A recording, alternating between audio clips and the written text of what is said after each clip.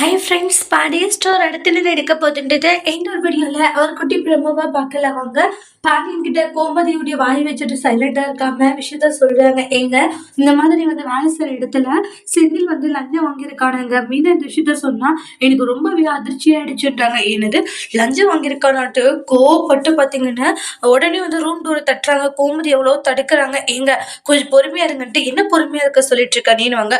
டே செந்தில் செந்தில் அப்படின்வாங்க. செந்தில் வெளியே வரவும் பாண்டியன் வந்து செந்தில் கண்ணத்துல பல்லாறு நனைஞ்சு விடுறாங்க.